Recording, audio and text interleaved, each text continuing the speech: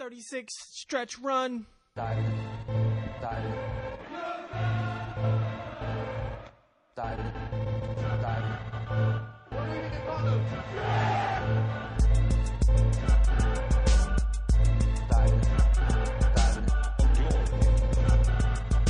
He's not a man. There's nothing more to say. Diving in glory.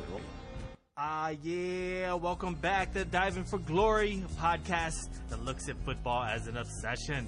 I am your host, Pep Corciola, the forward play holder, young talent molder. Sir Solomon, what up? Good. Yeah, this week, man, Liverpool run rampant again. Real Madrid do what they do, as does Arsenal. And on that note, Mourinho and Arsene possibly face off for the last time in the Premier League. Juventus pull out all the tricks on Inter, relegation battles abound, and Barcelona take the Spanish crown. Also a recap of EPL and Serie A this week, and as always, the prestigious and egregious D4G award section. Diving for Glory is now posting every Monday on iTunes and divingforglory.com. Now you can also find us on YouTube. Video next season, man. Follow us on Twitter at Diving for Glory and Facebook as well. Follow it, hashtag it, like it, whatever's clever. Alright, just the cup, jerseys tuck, boots lace, Diving for Glory. Let's go. Alright, we're going to do this like we were doing last week, a little more chronologically. Going to start with Champions League review. Roma away to Liverpool. And this probably ended up how a lot of people thought it would. Talk about it, Sir Solomon.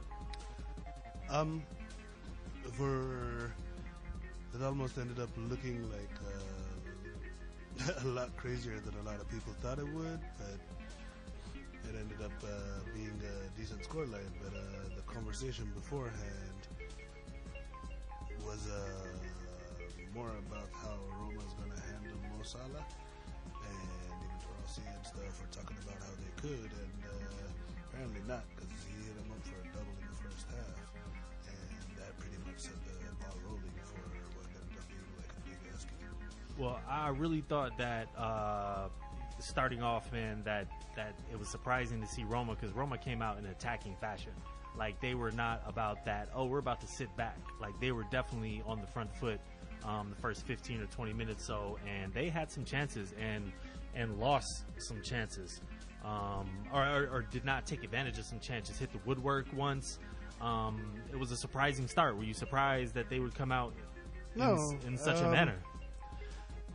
Roma is a very well-balanced team. I mean, their defense got kind of exposed for speed, which is the biggest weakness they have, and that's Liverpool's biggest strength. But they're a well-balanced team that's trying to defend yet play football, and if they see opportunities, they will take them. And the fact that those opportunities were not converted led them into this fucking shitstorm, because playing against a team like Liverpool, you have to take your chances if you're going to survive. And not knowing how to handle Mo Salah and Roberto Firmino, and also not finishing your chances, that's too many things stacked against you. Yeah, both Salah and Firmino with 2 goals and 2 assists, both with perfect 10 ratings, just pretty much fucking unstoppable. Again, Lovren, just awful, and actually ended up pretty much gave away one of the goals that Roma scored. Roma had 2 away goals in this game. The final score was 5-2. So that's an important thing. A miracle is still on the cards. Why are people either not able to, or why are they not testing? Like, Lovren is the weak link back there. Why have they not been able to exploit that over the last few months? Over the course of a game, if you watch him, he's the weak link for a moment or two, but you're overwhelmed trying to deal with the speed of this defense. It's not like people they harass you. The gegenpressing is really good, and you don't really get the chance to. That's how they cover for the bad defender, is by not giving you an opportunity to really see him. And when they did, they scored. But I don't think he's a Champions League caliber defender, especially like a semifinal.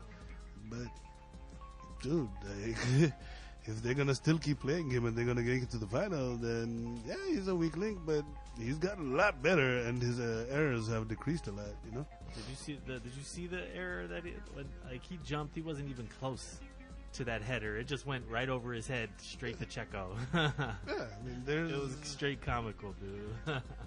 It's a big ask for any defender to be guarding Dzeko for 90 minutes, let alone a guy who's got confidence and concentration issues, you know. And it was nothing I didn't expect, but at the same time, they don't really have anything to switch it up to. So yeah, I guess I'm just surprised that we look at a bunch of City was not able to exploit one bit. Like Roma scored twice as many goals as City did in 2 full games against Liverpool, and it just frustrated me to no end. So I mean, I kind of view it as a double whammy that obviously it helps to have Van Dijk back there and the press. Those two things kind of camouflage Lovren back there. And overall, as a system, he's a weak defender, but now they're used to having him there, and they work well with him. He's not the greatest defender, but overall, he's been fine. So, how do you see the second leg going? Well, what's your thoughts? I mean, we definitely can't say that Rome is totally out of this. It still would be hard to imagine. You can't say Roma's out of it because they just came and did the same thing the last round. But Liverpool has to be... I mean, as a fan, you should be annoyed that you gave up the 2 goals. But before the game, if you're a Liverpool fan and somebody told you you're going to walk out of this game 5-2, and take it. You fucking take that shit. You know what I'm saying? So they should be very happy. But if Edin Dzeko or somebody, Cengiz Under, whatever, gets an early goal... That's when your Lovren question comes into play.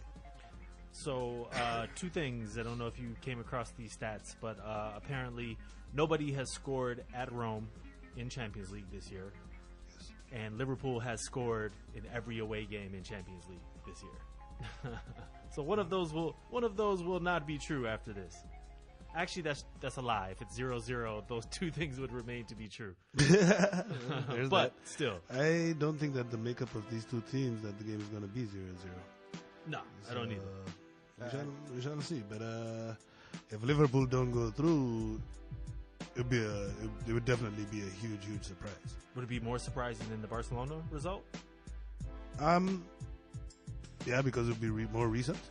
Just because it's over that one now, so it's a month in these days. But the Barcelona result was huge because nobody thought that they would be able to stop them at all. If they do it again, it would be impressive as a duo, as a resume for the season. On this round, they did this, and then the next round to one of the most prolific offenses to stop Messi and Luis Suarez, followed by the Liverpool attack. Yeah. As a whole, is a hugely impressive. It'd be amazing. Yeah. Go Roma. Okay. All right, man. Moving along. 2 very familiar teams in the Champions League semifinals. Real Madrid away to Bayern. Motherfucker. Go ahead. Talk about it. You're not the motherfucker, by the way. Bayern Munich should feel like they really let a big opportunity go, and that they missed a huge chance to really go to Real with a commanding lead. I think it might have been Sule after the game that said we should have won 7-2. You know what I'm saying? That's a little bit of. I was thinking more 3-1, but okay. When you count missed calls, missed opportunities, they add up. You know what I'm saying? It did. Yeah. But this is one of the few times where you're going to see somebody outshoot Real Madrid 17-7 in the game, dude. And they really outplayed them for large periods of the game. But this Real Madrid team, since the Ronaldo era, is not geared to outplay you. It's geared to beat you. Yeah. They'll take it. They're solid. They can take long periods of that kind of pressure, but you're gonna need 3-4 goals. That's why the games against Barca, where Barca beat them, is always like 3-2. Like, you need multiple goals to beat a Real Madrid team. And unfortunately, even with Bayern outplaying Real Madrid, outside of those 2 moments when they gave up these counter-attacking goals, I think the age of their team really showed, because you were looking at Boateng off, Robben off, both with injuries in the first half. Ribery was he was balling, but the final his final ball, his final whatever shot or pass it didn't go. But the funny thing I was getting out of watching the game was that after spending how many hundreds of millions of dollars, this team still goes through Frank Ribery. Yeah, absolutely. Like and to me the biggest disappointment when Arjen Robben pulls up, which they shouldn't have played him. He was not supposed to be healthy for the game. Yeah. They played him, and Thiago coming off the bench laid a fucking egg. Yeah, and that's disappointing. And I don't know what's gonna happen for the second leg, but yeah, Robben's definitely out. Like James put in an effort shift, like Ribery. Like they worked hard. The final ball wasn't working, but they were really good. But Kimmich on the right back, where he came up and broke off and scored the beautiful blast of a goal that who scored tried to claim was fucking the goalkeeper error. Get the fuck out of here. No way. Like, that's a one-on-one. When you get looked off, when you get looked off for a goal, that is ball. That's balling. That's not fucking error. Yeah, and it was like, he dunked it on it. The Marcelo goal was absolutely beautiful, and at the time of watching it, I actually thought it should be a goal of the week contender, but we'll talk about that later. The Asensio goal, Lucas just pressured Rafinha. Yeah. Rafinha should not have been playing in this game except for Alaba's injury. Mm-hmm. So it was going to be a matter of time before. Like, he's like 34, 35. We know what he is. Like, sure looked like they could have used the Douglas Costa in this game, huh? They could have. Like, it sure looked like they could have really fucking used an Alaba in this game, though. Yeah. Like, that guy is like the fall off from him to Rafinha. Yeah. Like, huge.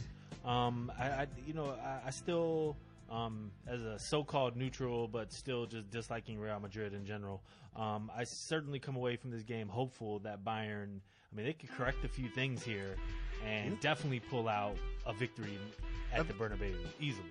At the very least, what I was telling people was, if Madrid can come to Munich, play that bad, and get a 2-1, then at the very least, Bayern Munich can get a reverse. Like, they can get a 2-1 at... Yeah, at least send it to extra time. At the very least. What's your what do you think? How do you see it? You think they'll do it?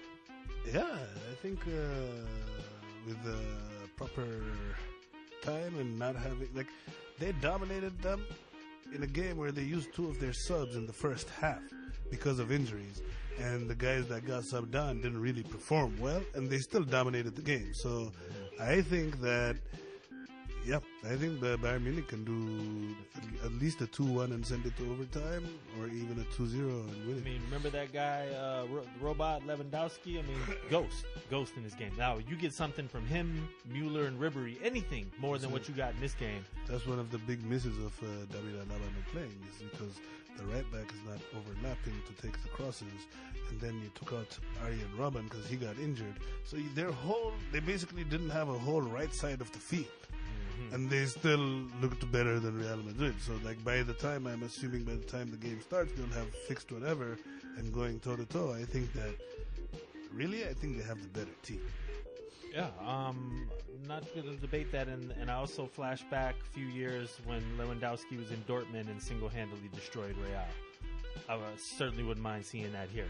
You have the advantage at Dortmund of sometimes being overlooked and sneaking on people. You don't have that at Bayern Munich. It's true. All right, moving along from Champions League to Europa League. Battle of the A's. In the A, but not the A you're thinking. Atletico away to Arsenal. And Arsenal get exactly what they needed. They get fucking the right back for Atletico gone 10 minutes. Yeah, he got gone actually for not a straight red like other games we're gonna talk about, but like 2 yellows. He had a 6 minutes and a 10 minutes yellow, got sent off within another 10 minutes on a foul by an Arsenal player on a want to say Saul Niguez. Diego Simeone went ballistic and he got sent off. And so here you are at home, down 10 men and their coach. Yeah, up a man. You're at home, up a man. You have a manager, allegedly. They don't. And you go ahead in the second half through your summer big money purchase, Alexander Lacazette. Yes, they tried everything, but 28 shots, man. 21 in the box, and they could only muster 1 goal and turn around what? More importantly than mustering 1 goal, like sometimes like the goalkeeper stood on each other, whatever. They only had 8 on target. Just because you took the shot, it wasn't a shot, you know. So after shooting 28 times to get 8 targets, Atleti shoot 6 times, and they are on target 5 times. Out of that, Atleti knows who should be doing what. Yep. Out of their 6 shots, 4 of them were taken by Antoine Griezmann. Yep. The goal is scored by him. Here, Ramsey had 8 shots. Ramsey had more shots than Atletico. So did Lacazette. Yep. And out of 16 shots between the two of them, they got 1 goal at home against a 10-man team. Yeah, that's tough. And, within all due respect, the 10-man Atletico team, which is still pretty tough. But agreed, man. Like they just Griezmann played right back for large parts of the game, and you were not able to make that count. This doesn't bode well at all. To me, it's not surprising, just because I'm like a closet Atletico fan and like how they play and stuff. But I actually called that Atletico would advance before the leg start, and I thought they would win the game 2-1 before it started with 10 men. 1-1 is good. I think they're still going to take care of the business. Absolutely. But if Arsenal wins, it's going to be some epic stuff. So I think these second legs are just... yeah, absolutely. So for the other leg, on the other match, Salzburg away to Marseille. And Marseille put it on them, did not give up an away goal. Got 2 goals. Payet, 2 assists. Yes. Marseille had the best performance in Europe out of the 4 semifinalists. They're the only team that did not allow the other team to score. Yeah. Actually, I would say Liverpool had the best performance, but the Marseille, the reception that they gave them, if you saw it, apparently this season is about giving teams receptions and flares. And Ben Mendy was tweeting Marseille gonna be Marseille. Like it was lit out there. It was fucking nuts out there. And they decided to bench Valerie Germain and put in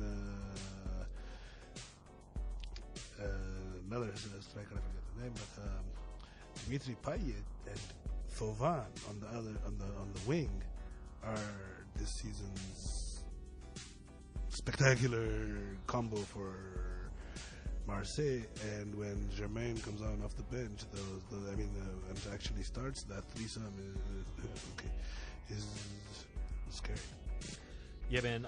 Florian Thauvin. He used to play for Newcastle. He was deemed a failure after not surviving and having a shit time there with whatever. So they sent him back there, and he's been destroying it ever since. And we'll see. I think that he might do maybe 1 more year in Marseille before he goes to big money. Okay. And then followed it up Clinton Njai with the 60th minute goal.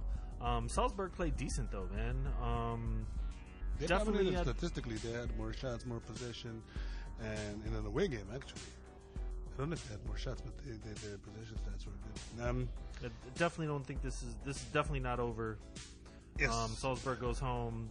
They have enough firepower to score a couple on Marseille. I mean, they literally just did that to Lazio. Like we were talking about the Roma game earlier. They were down 2 after the first game at Lazio. They won the second leg, 4-1? Yeah, so very, very possible. Cool. Well, damn, that makes for an interesting midweek, man. You got the final legs. We'll know what our European finals are after these matchups. The Europa League final, I believe, is the 19th, and the following week will be the Champions League final, the 26th of May. Word up. All right, we're gonna move along to league games. We're going to start you off in Serie A. We're going to do a full review of Serie A, but we're going to start you off with a fascinating game. Inter hosting Juventus. I mean, fascinating on plenty different levels. Yes. 6 minutes Starting in. from when they got there. When they initially got 10 minutes there, in. It's this Inter versus Juventus is actually called the Derby d'Italia. They're the two highest supported teams in Italy, and they hate each other is an understatement. The Inter fans had a big tifo up that had 6 Champions League cups with 6 middle fingers on all of them to receive them, because Juventus has lost in 6 Champions League finals.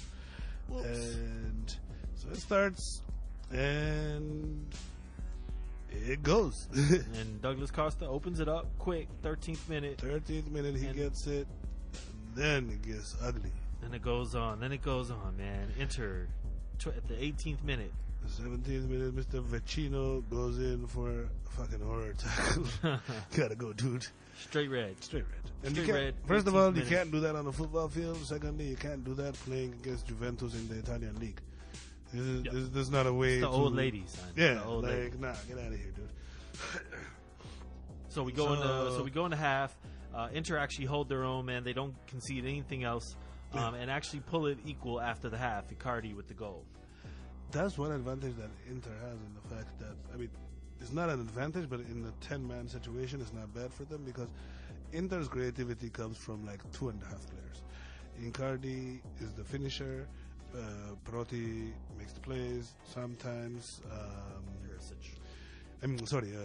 Perisic makes the plays off the wing, and in the middle they have Brozovic, who sometimes comes in and makes some plays. But outside of that, Brozovic. But so when they get sent down to 10 men, they have a bunch of guys that are just workhorses, so they can pull it off. Like this was in like the Atleti situation earlier. They're like, if you had like 5 Antoine Griezmanns, like how Arsenal does, you get 1 red card and you done up, you know.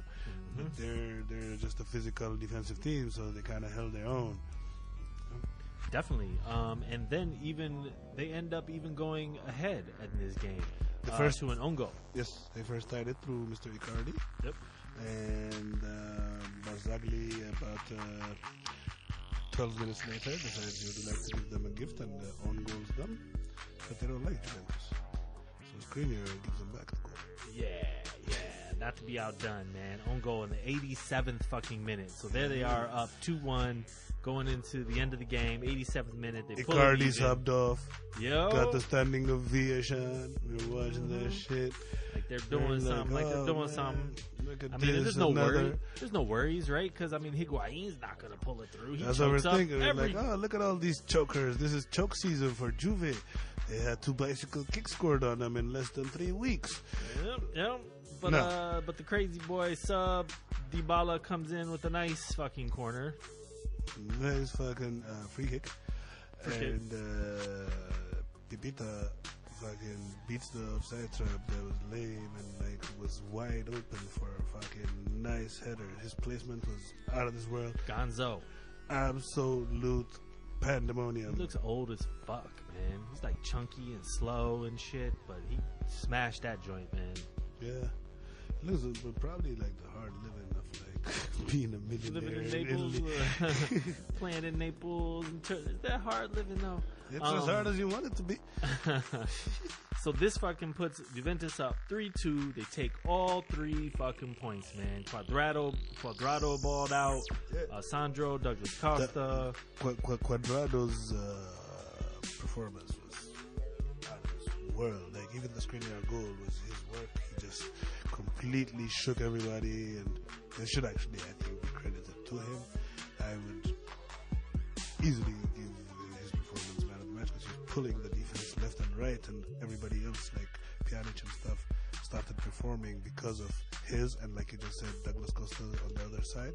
The way they stretched them is what really gave Inter fits. So before Napoli play on Sunday, this game was on Saturday. Napoli played on Sunday. So Juventus, after this victory, they are 4 points up on Napoli with 3 games left to play. Inter dropped big fucking points in their race to be in the Champions League. They fall a couple points back at Lazio and 4 back of Roma. Man of the match. I'm gonna give it to Pipita. Okay. Like, he scored the game-winning goal that takes the team 4 points ahead in the 89th minute. You gotta get it. Honorable mention Cuadrado because he was a dribbling fucking machine. Juventus was 16 dribbles to 7 for Inter. You know what I'm saying? They had 8 quarters to 2. They could not handle what was coming on the wings. So. Dougie, I got Dougie there. Do the Dougie. Yep. Dougie he was destroying them on the other end also. He's just too fast for Serie A, dude. Yeah, but like it's beyond just the speed though, like the close control that guy controls. I think that I don't know why he's floated around and stuff. I think Douglas Costa is one of the premier talents. Like, I think he's a top 10 player in the world. I mean, agreed. Like in terms of like when you're floating around from that's Bayern a big thing to because like there's Juventus, defenders and all types of positions, but like when you're looking at a forward that plays on the outside, like how many better than that are there? Yeah, for sure. He feels like a better version of Willian to me. Is how I kind of view him in my head. You see, the thing about Willian to me is like I don't know what his position is. Yeah, like he's just fast. He runs really straight. Yeah, he's a very direct player. But like I don't know, is he a winger? Is he a midfield guy that they put there to play more? Like I don't know what the fuck Willian. He's like a Ox Costa hybrid or some shit. You're right. He's like a terrible bastard. Oh man, but he has his moments, man. As does Costa. Word up, man. Ox ain't gonna have no more moments this season. Nah, he's not. That looked like meniscus or something. I actually think that's good for Liverpool. You think? He was getting a lot of time. He's done all the work that he's gonna do for them for one season. He scored like what, 4 goals, 5 goals against City, or just in general? That's what I'm saying. He scored a couple against City. He had a couple in I think the last round. Whatever it may be. They got their money worth already. The rest of the show we've seen it. Like Ox has done his part. Word up. All right, man. Juventus. We'll get back to the rest of Serie A. There's a lot to play for in that league left. Still, we're gonna move on and cover a relegation fight battle here in the Bundesliga, which actually was a pretty interesting game. Which was Freiburg hosting Freiburg hosting Holm. Actually, exactly. Holm. I don't know. Holm. Cologne. Tell us about it. So some fry cooks hosting some Cologne. Real quick, hold up. Real quick, before you do that, to just set the mood. Oh, shit. Cologne are in last place. They are awaiting relegation unless they win out and a bunch of miracles happen. It's not good. This is before the game. They're pretty much done, but there's always, a chance in hell. Freiburg at this point is tied with Wolfsburg and Mainz 05 in the battle for relegation, all with like 30 points. One of them is going down, so this is a pretty fucking important game, more so for Freiburg. Yes, but Cologne still had a little something to play for. Yeah, Cologne, they've long been a yo-yo team. They go up, they come down, but they're known for having the craziest fan base in Germany, and they had this old. Some people might like this piece of random trivia. They had an old manager called Christoph Daum, who was like supposed to be the next big German manager, and from there he transferred to Bayern Leverkusen, and from Bayern Leverkusen he got the German national team job and failed his cocaine test. Dude, like 3 days. That's all you needed to do. What the fuck? Just 3 days. So basically, No, it was bigger than that. There was this whole story about like orgies at his mansion with like coke and shit. And I'm like, dude, That's what I'm saying. who's snitching? Who's snitching? Damn. Sucks. Anyway, word up, man. So Only in Germany snitching don't they? So Nils, our boy Nils Peterson has Freiburg up 2-0 after a brace as of the 52nd minute. Yes. They actually had a chance to be up 3-0 at this point because they missed the first half penalty. So I mean, this is looking like it's all Freiburg. It's explaining why they're in the position they're in as you watch the game. You know what I'm saying? There probably other games that they missed that penalty and got beat. For real. You know what I'm saying? But Fry Niels and Niels Peterson's double is matched by Leonardo Bittencourt of Cologne. And 82nd, 87th minute, Yeah. game tied. you're thinking, okay, these two teams are going to both take 1 point, which nobody really wants. But no. Lucas was like, holler at me. Lucas Hola. Hula. Hola. It was a hole-in-one. So he put him away. And this is the last time you're going to hear about any of these people. 92nd minute in a 93-minute game. It's tough out there. Yes. So, with all that being said, and that was after a foul by Vincent Coziello.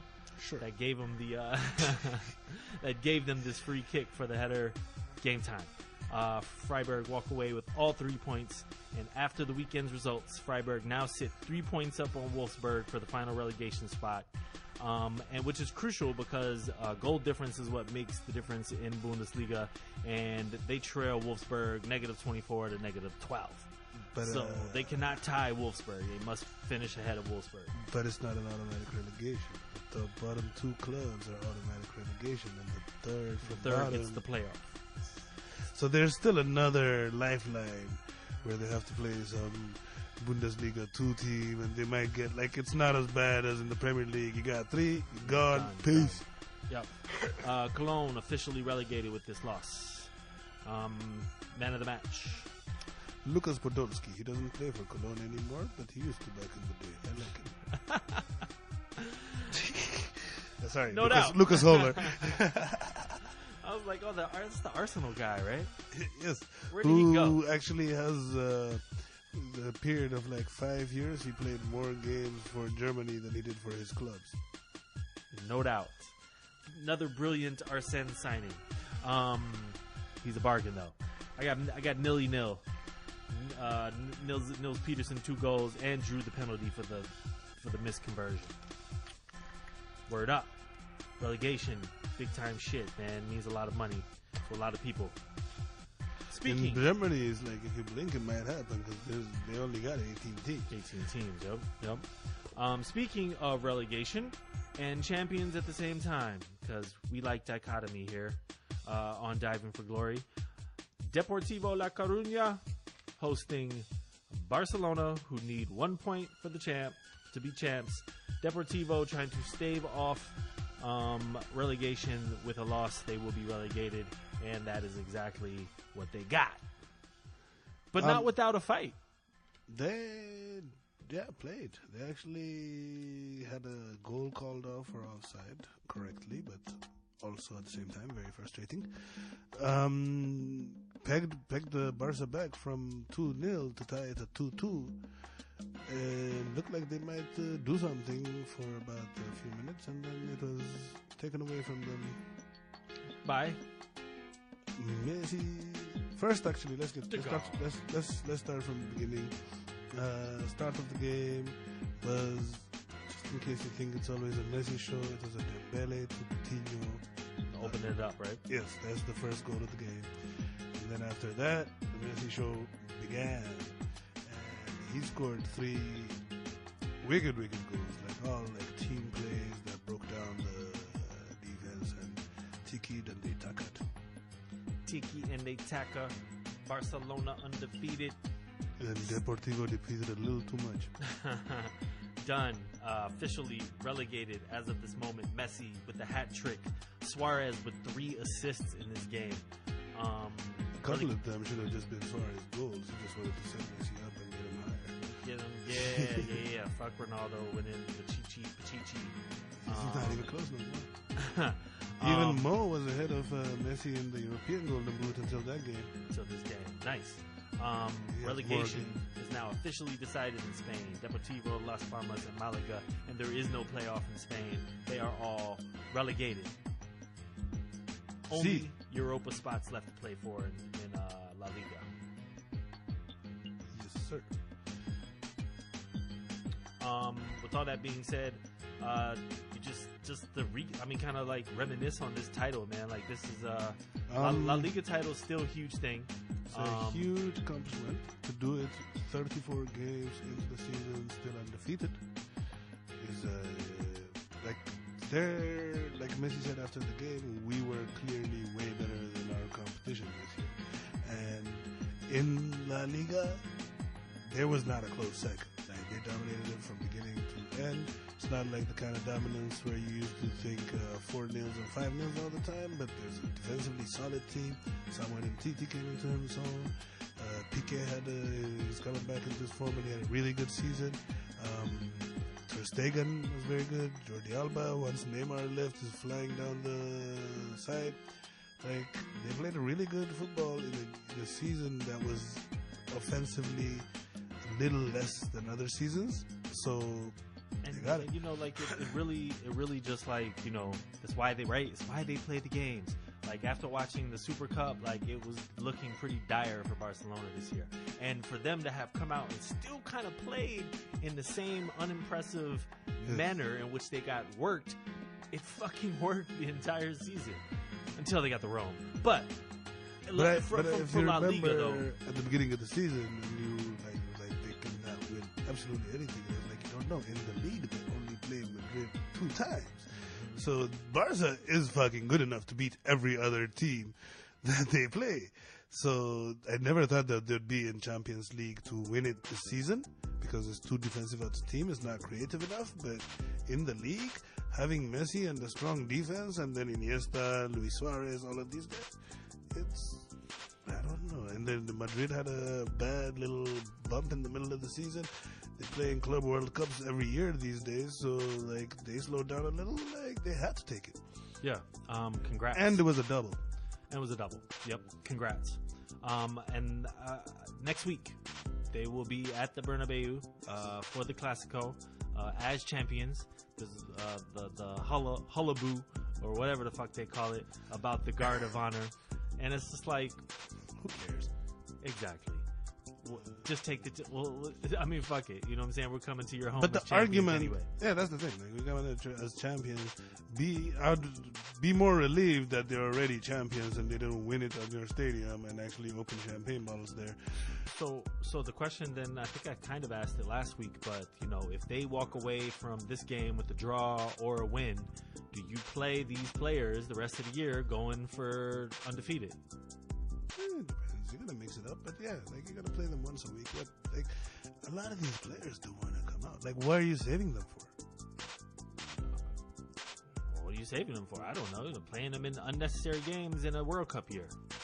I don't know. You Barcelona, you don't care about their World Cup. That's their country. You're not saving him from playing club football while you're paying him millions so that he can go somewhere else and maybe get injured for you. You're playing him as much as you can for your club.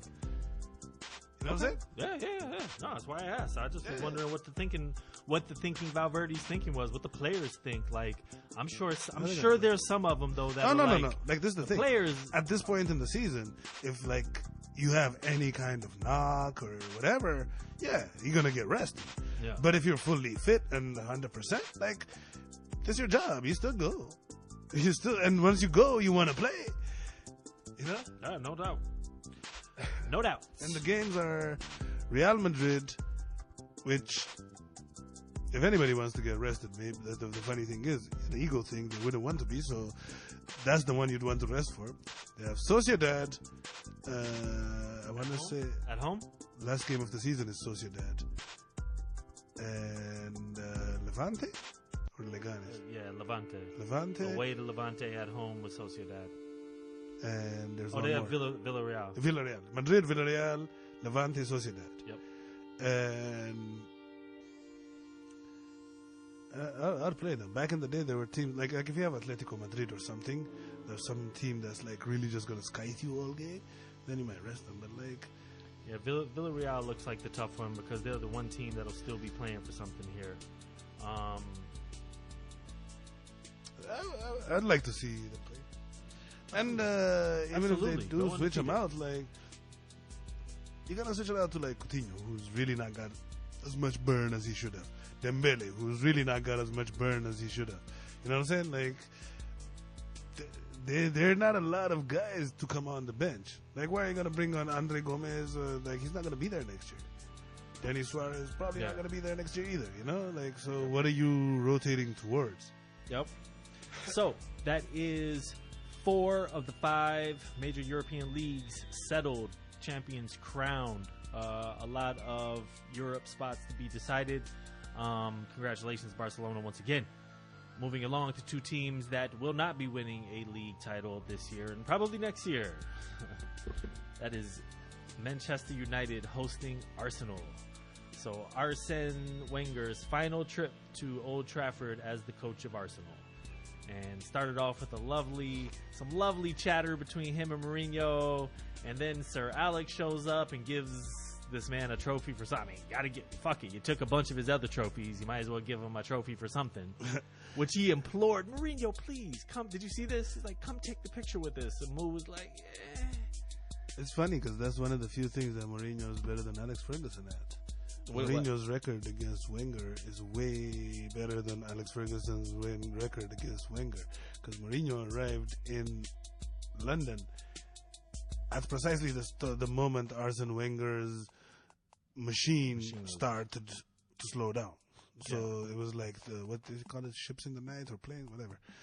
One was in the ascendancy and one was in the descendancy. So it's been somewhat of a shit relationship.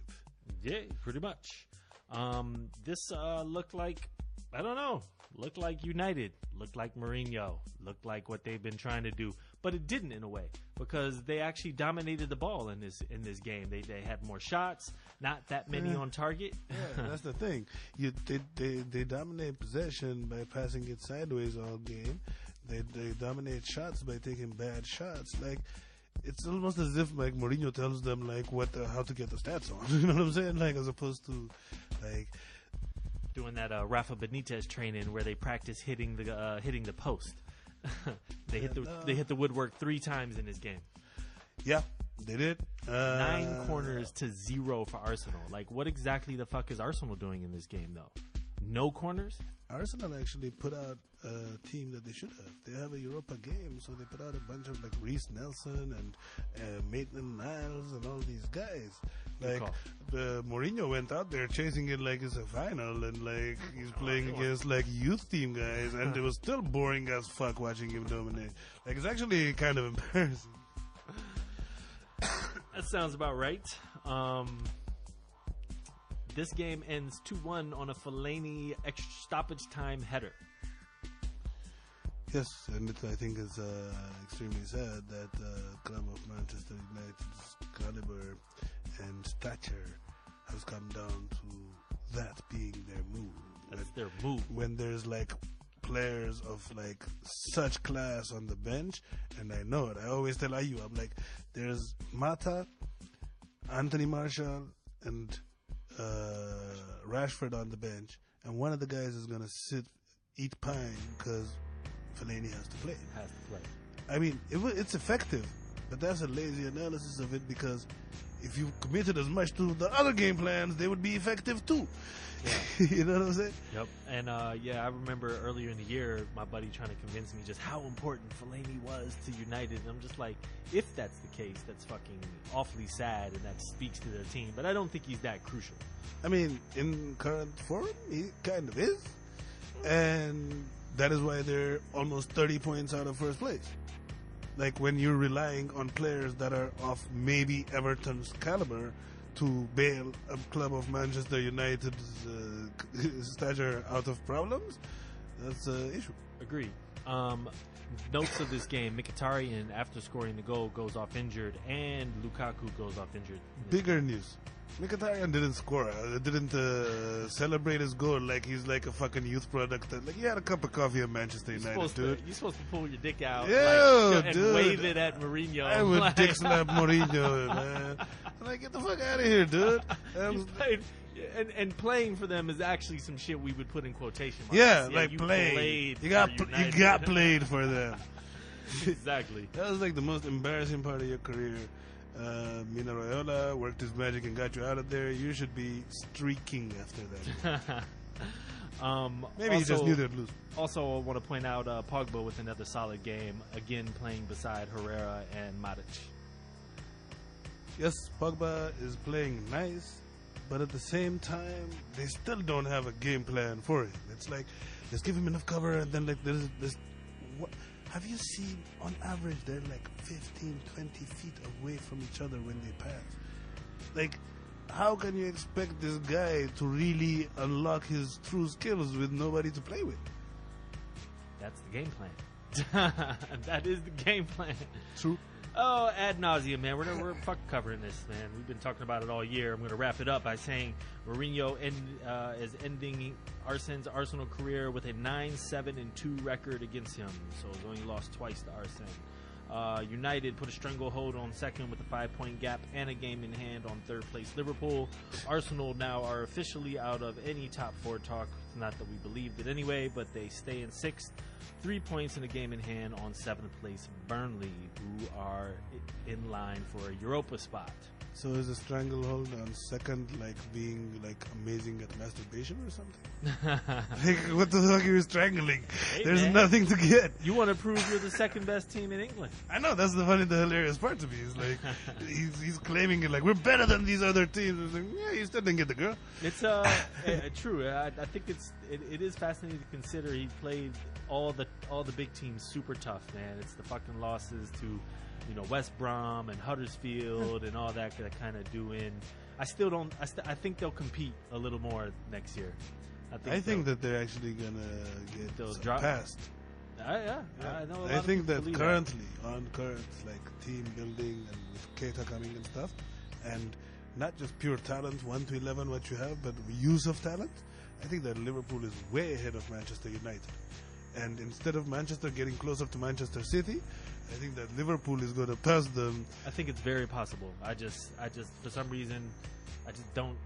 I don't know. It's hard for me. It's hard for me to count out Mourinho. This team does. They have obviously adopted. Like they believe in him. Like, and I just think there's something to be said for that. Maybe a third year underneath them. I said it at the beginning. You said it at the beginning of the season, like I did. Like, that's the storyline of him. And how much can believing in him carry you when he's getting out-thought? I don't even think where they should be where they are based on like watching them play. Like, it's fucking awful. Yeah. So I'm kind of even surprised by that. Word up, man. No more time on these motherfuckers, man. Who would you say man of the match? Who gives a Very own Fellaini. Yeah, gotta give it to Marwan Fellaini. He did most of the work in like 5 minutes. What was that song? Will you shag my wife? Marwan Fellaini, you are the love of my life. Marwan Fellaini, I'll let you shag my wife. I like curly hair too. Oh, Marwan. Marwan, yeah. Burn something, kid. Yes. Moving Arsenal along. will suffer from a marijuana felony. Word up, man. We're going to move on. We're going to keep it in the EPL, though. It's time for the EPL roundup. Saturday. We start with the antithesis of Liverpool's performance in Rome, and we get a 0-0 draw with Stoke. Stoke probably should have even walked away with this. Nah. The Liverpool had a few moments that they should have got. I think Stoke was very happy with the 0-0, but yeah. Oh, they're happy with the fact that they played Mo Salah full 90 minutes. I got that in my notes too. Like, why? Excuse me. In a game against that's what I feel about that. See? In a game against a team that's known for being physically punishing before their Champions League return leg, I thought it was slightly irresponsible. And argument I got from Liverpool fans when I talked to them was that Harry Kane might catch him in the... And I'm like, so he's just as much of a bitch as that dude? Like, he's playing for this dude? Dude, you're about to go to the Champions League final. Fuck a Harry Kane. Yeah, fuck Harry Kane. You pull up lame against fucking Stoke, and you go into Rome, and you fucking you get beat 3-0 because you don't have... It's a away game. So, like, you played 90 minutes, now you have to travel, and you fucking failed in your objective. Like, let's get it clear. Like, he played to score. Yep. And he did not. Yep. He played actually maybe his worst game of the season. I'm surprised he played the whole game. I mean, it's cool to keep the... Get him started, keep the stat thing. It's fun, it keeps players entertained, but give him max 60 and 60, pull him. Done. I would even score, son. Sorry. Yeah. Peace. Word up. So that was Saturday morning. Followed that up with Huddersfield and Everton. Everton 4-2-1 in their last 7, man. They won this game 2-0. Yes, and Huddersfield not safe yet. First of all, Huddersfield is not at all safe yet. And Theo Walcott to Cenk Tosun is becoming... Yeah. Excuse me. Is becoming quite... Cenk Tosun, ever since they got him in January, it took a few days, whatever, for it to get started, but... The partnership with Theo Walcott has been really nice. Theo Walcott has finally decided to be a winger for somebody. And assists galore for this guy. Yeah, word up. And Idrisu Gueye, the guy they call Ghana, hit him up for the second goal. Any chance Allardyce gets the job? Any chance? I thought he had more than a 6-month contract. I think he's under contract for next season. Yeah. Okay. Oh, damn. Whoops. Sorry, Everton. Yeah, no, he had all the cards on his, at the time they were looking for him, dude, Sam Allardyce is not going to sign a lame deal, when he's in a position of strength the way he was when they signed him. For sure. Moving along, Newcastle hosting on fire West Brom. West Brom with the 1-0. Matt Phillips. We got Newcastle playing like they know they're safe. West Brom playing like they don't know they're not safe. Yeah, it feels like a day late and a dollar short for West Brom. Yeah, they're making a little push, but it's just not going to be enough. Darren Moore, but I mean, there's too many teams on top of them too. Yep. They got a lot of teams. It's not just trying to chase down one team with a certain number of points, but Yep. And Swans play both Southampton and the other team, Stoke. Yeah, so there's direct games going on too. I think Swansea goes down, West Brom goes down, Stoke goes down. Southampton stays, huh? No doubt. That would be a coup for them after the way they've been. They've been sitting in relegation for a good 2 months now. Understood. But I watched the game. But they got the games in hand. I think I'm a prisoner of... Yeah, first off, they do have the game in stand, but I'm a prisoner of the current. But I watched a lot of the second half the other day. And Lamina's football was really good in the midfield, and they just look like they're more talented than Crystal Palace at the time they were struggling. You're always they got more talent than being a relegation team. Yep. It feels kind of like that, and that they messed up when they fired their manager while they were in 8th place and were in the FA Cup final last year. Yep. And that was the next game we were going to cover. Southampton beat Bournemouth 2-1, a crucial 3 points versus Bournemouth, who technically are not safe. That was 2 goals by Tadic. Dusan Tadic. Those are nice goals, man. Yeah, I mean, his first brace since 2016 or something, but... yeah, 6 goals of the year for the year. And to your point, Crystal Palace, this week's award for We Are Safe and Don't Give a Fuck, again, goes to Leicester City. Leicester City has packed up and left the building, sir. This is beyond not giving a fuck. They're getting lit. Vardy is planning his parties in Qatar or in Russia as we speak. He even stopped. You see, he even stopped. Initially, the rest of the team weren't playing, and they're getting beat. And then Mahrez would find him to StatPad so that he could get his England spot, and they'd lose 4-1. It takes. But now even they're not trying. it takes a little extra work to get Vardy parties set up in the Soviet Republic. But it seems like the perfect location for a Vardy party. Oh, yeah. I mean, for sure. You just got to know who to call. So he's working on that. Duh. Man, Benteke even got on the scoreboard in this one, man. 5-0. Just woof. The damage was done early. Wilfred Zaha and James MacArthur both scored and assisted each other. And after that, basically, Ruben Loftus-Cheek, Patrick Van Aanholt with a really nice goal, and then Benteke 90th minute penalty. That's how he scores these days. You got to get a penalty at 4-0 up, and then just give him the ball, and that's how he scores. That's how it goes. No doubt, man.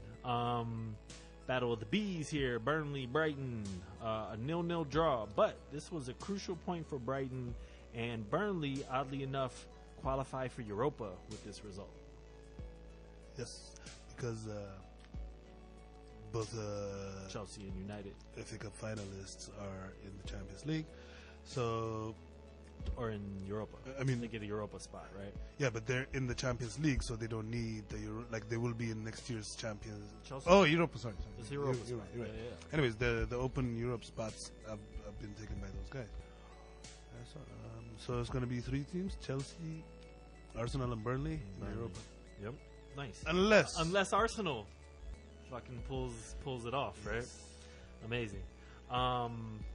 Word. Moving along. Kind of hope Arsenal doesn't, man. That they do? That they don't. They don't? Like if they didn't win, like so he's gonna win the Europa and get him back and like find that little back door to the Champions League and then like.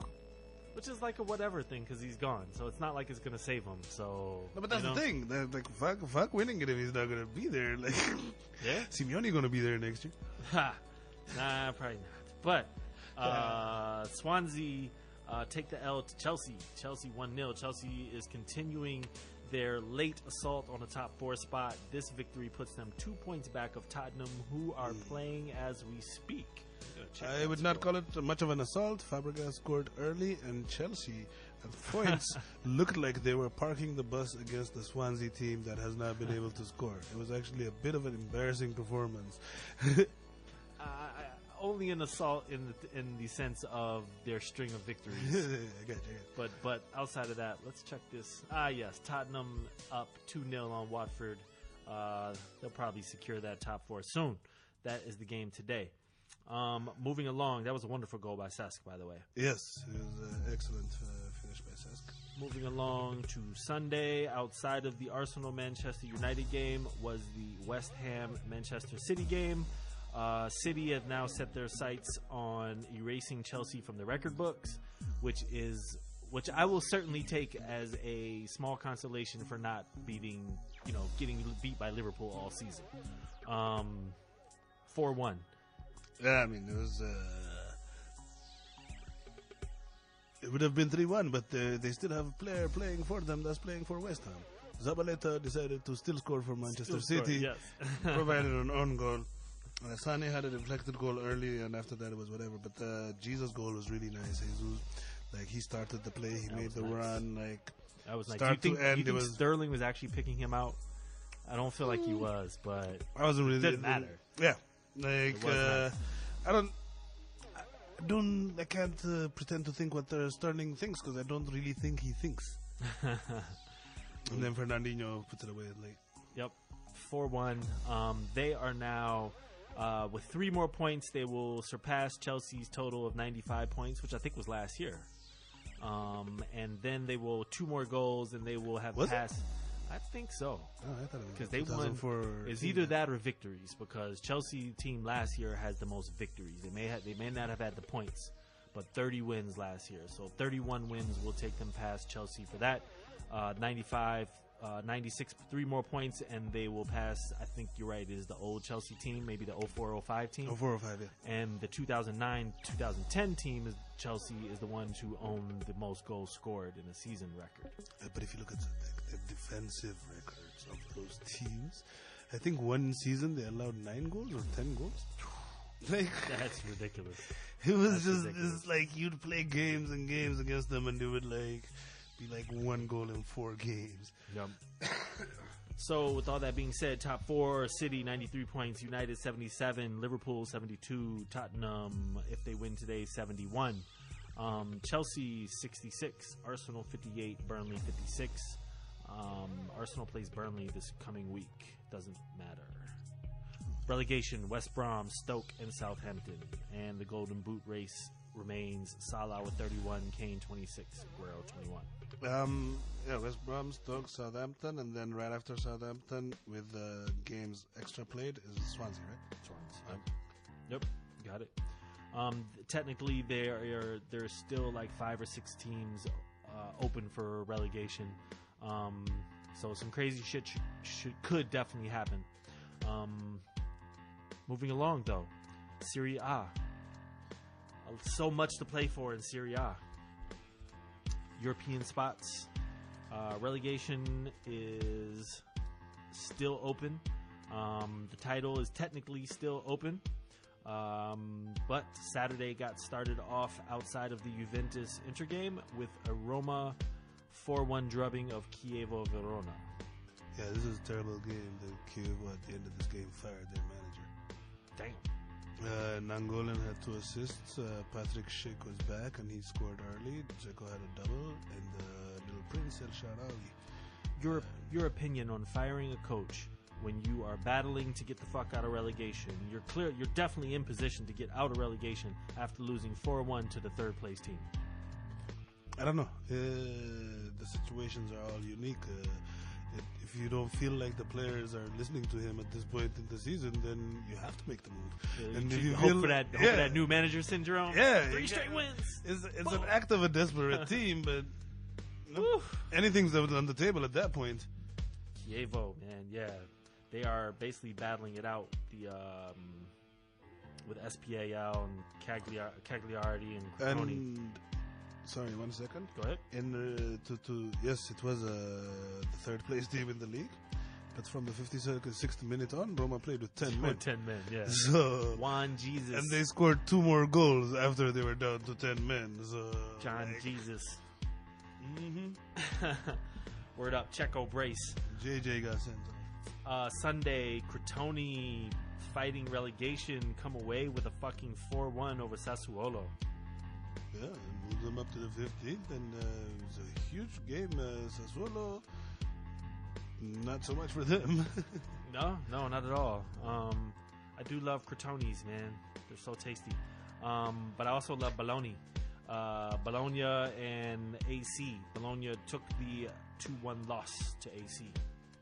AC still making an assault on Europa.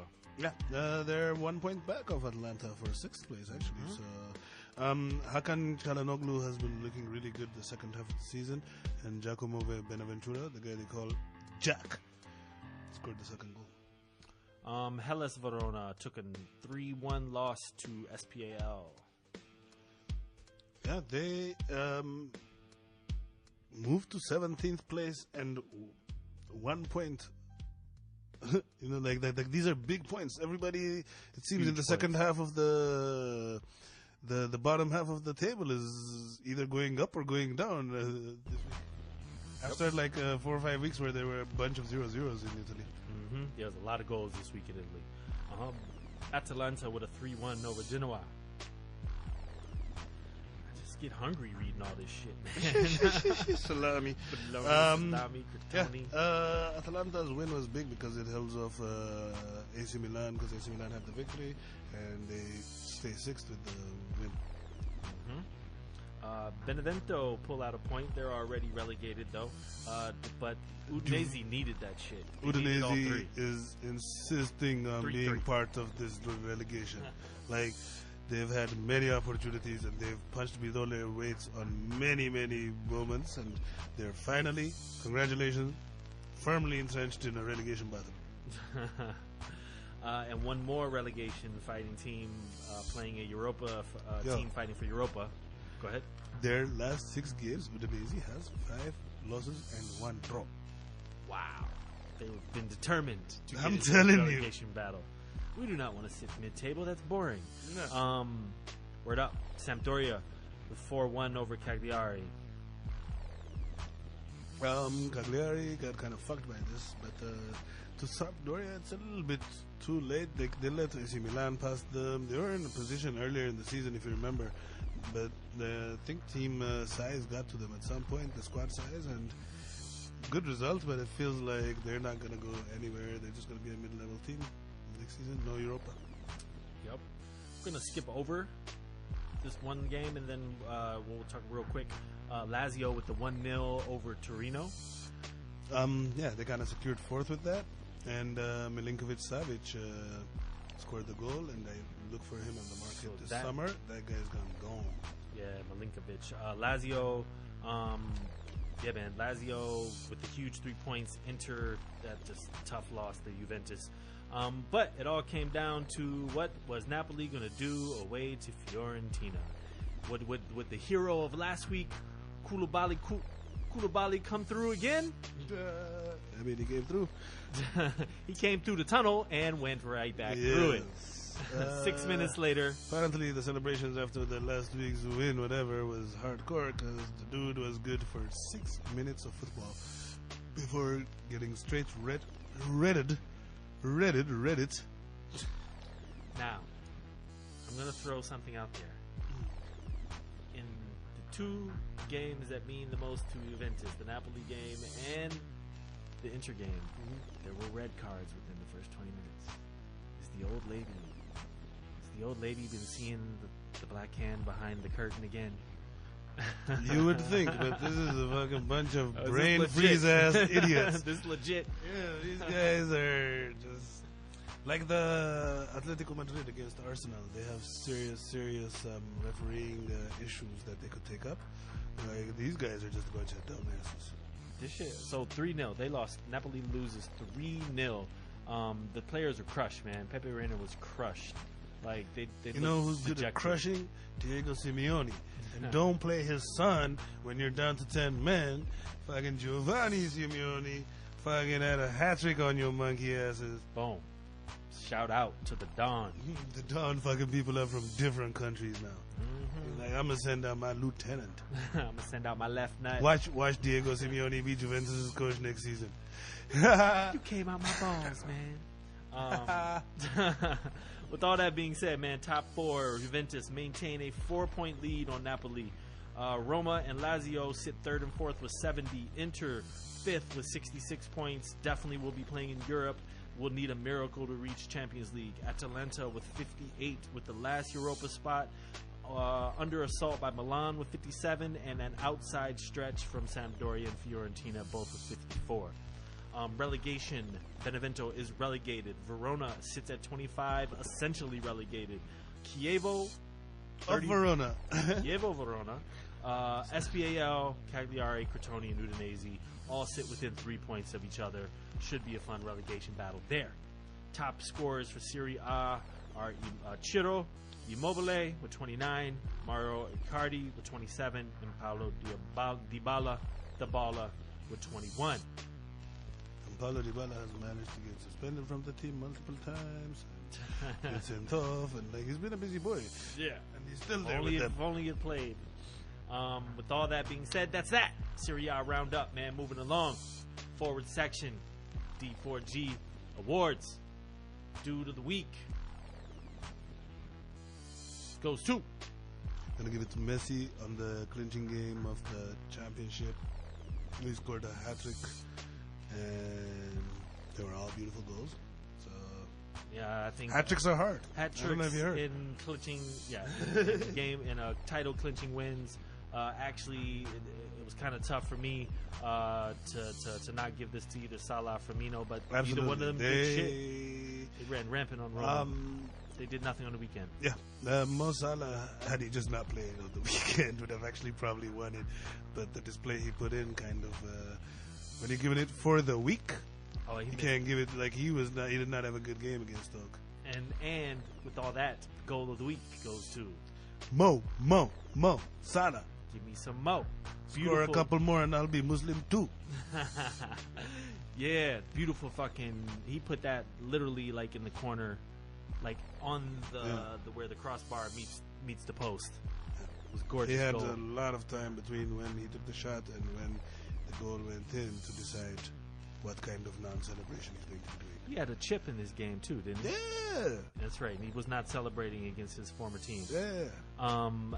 He was scoring very embarrassing goals against them. Yeah. Like he was taking them to the wash. Dish and assists. But and like everything. he destroyed them. But hey, guys, he And didn't put his hands up and celebrate. And totally, because we didn't mention it, like he totally missed the chip for like a wide open. Had the goal, had missed the chip against Stoke. Yes, and also, when your actual celebration is kind of a non-celebration, does your non-celebration count for a lot? Because it's not like Mo Salah just generally goes around running around and celebrating. No, shit. he just kind of stands and like, look at me. And like now instead of look at me, he's like, I'm sorry. Sorry to be doing this to you. Sorry you couldn't get It more hurts you money more for than it me. hurts me. Twat happened moment goes to out of Serie A again.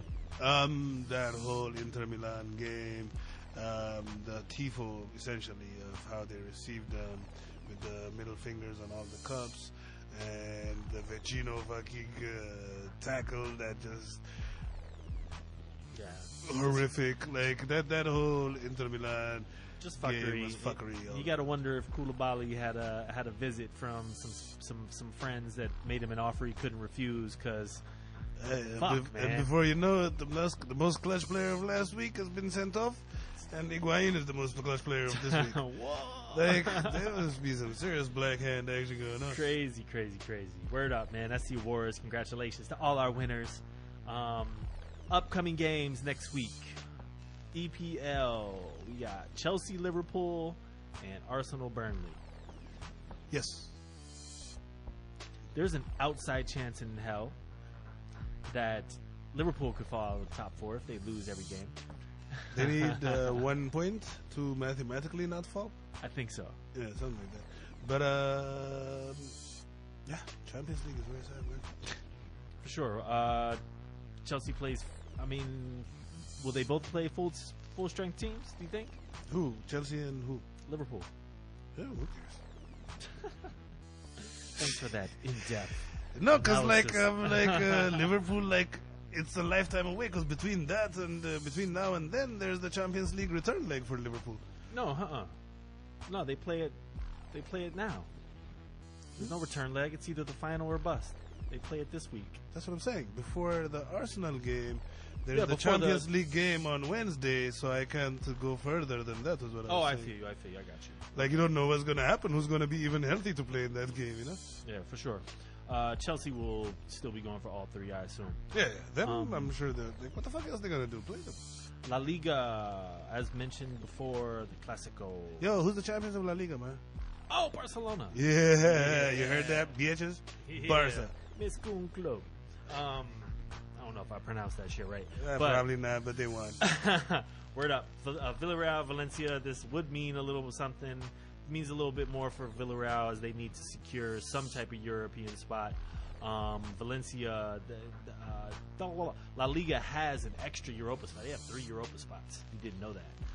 But Valencia need like a point or two to secure Champions League. So there's a little bit at stake here, more so for Villarreal. Those 2 games in La Liga. Serie A looks like Napoli hosting Torino, Juventus hosting Bologna. Napoli would need to win out. Juventus would need to go 1-1-1. Yes, and Napoli has been shitting the bed constantly for about 6 weeks now, with like the occasional like resurgence. So Juventus, the machine goes on. They're gonna be champs, easy. So I picked out some interesting games here from League One, actually. Saint Etienne versus Bordeaux. League One is the 3rd division of England. Look, Yeah, because there's an actual League One after the championship. Ligue. There you go. Saint Etienne hosting Bordeaux. This has European spot ramifications. Saint Etienne, super small team. Historically the most dominant team in all of France. Really? Yes, that's where Platini came out of. No doubt. I think you've educated us on that before. Yes. Bordeaux would have shot in hell at Europa spot, but Saint Etienne would love to clinch that spot. Yeah. Out of the 2 teams, I think Saint Etienne. They have a decent youth team program, and I don't know. Let's see how it goes. Marseille hosting Nice. Marseille, I bring this up because Marseille are in a three-way battle. There's only 3 Champions League spots in France. Only 2 of them go to the knockout round. 1 is a qualification. So this is super important for Marseille. Like there's only 1 point that separates these teams, and Nice are still playing for a Europa League spot. So a lot to play for in this game. Marseille worried about shit. They win the Europa League and go to the Champions League. Marseille. We and Atletico. Like there's gonna be so many teams winning the Europa League this year. I know, right? And also Lyon versus Troyes. Troyes? Troyes? Sure. Twat. Lyon again playing for that Champions League spot. Troyes is playing for relegation. So, if I hadn't made the runners, PSG of course are the champions. I would rather Monaco crashed out than these 2 teams made it because they both have youth development going on. They're attached to their cities in a way that like what they represent is big, you know. Like there's whole passionate followings. Monaco makes it as like okay, yeah, you know, yeah, like nobody really cares. They play in empty stadiums. They're gonna sell. They're gonna sell everybody. At least like with, I mean, the others are gonna sell too, but they're gonna still try to maintain a team.